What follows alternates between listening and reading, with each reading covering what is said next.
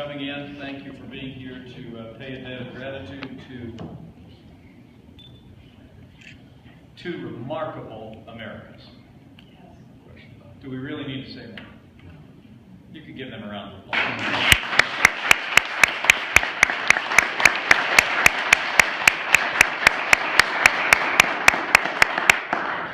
Welcome our honored guests and their families and loved ones and friends to your governor's office and to be able to make a presentation that is intended to be just a small down payment on a debt of gratitude we will never be able to fully repay for the extraordinary service that is represented in the two men before us. I'm especially grateful for the leadership and the kindness of members of the General Assembly who are here and have taken time on the eve of a holiday weekend to still honor these two extraordinary Americans.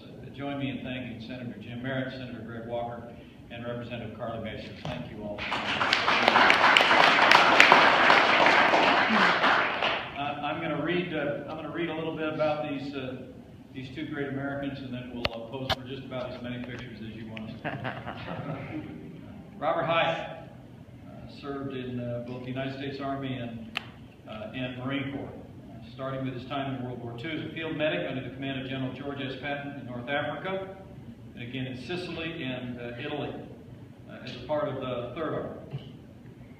Field medics were not issued rifles during World War II. Instead, they were given a medical bag with a sidearm, and he was shot in the leg during his service. Mr. Hyatt then served during the Korean War as a field medic, where he was stabbed by a North Korean soldier with a bayonet. On end of his duty, he received his honorable discharge, promptly re-enlisted into the United States Marine Corps.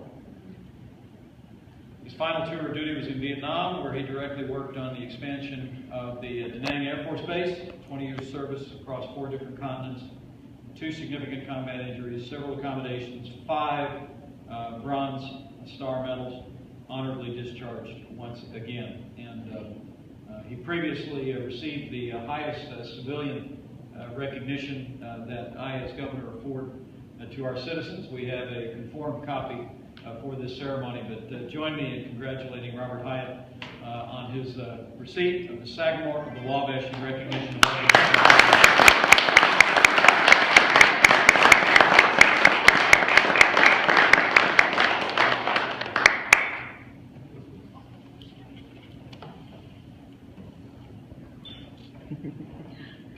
Virgil Hudnall served in the United States Army, and he will receive the highest civilian recognition in the state of Indiana today for the first time. Starting with his time in World War II, where he served in the 310th Infantry Division of the 78th Lightning Division, he personally captured 2 German Nazi soldiers. Mr. Hudnall then served during the Korean War as a commissioned second lieutenant. There he commanded the G2 Division of the 40th Infantry Division headquarters.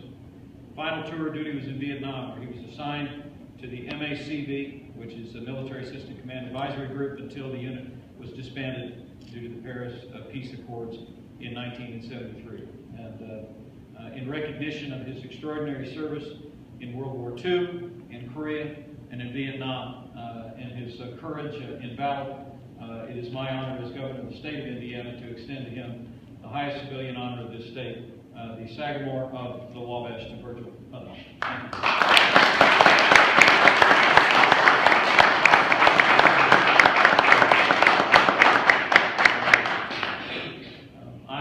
I'm very humbled to have these two men in the room because while I am the son of a soldier who served in Korea at Pork Chop, and I'm the proud father of a United States Marine second lieutenant.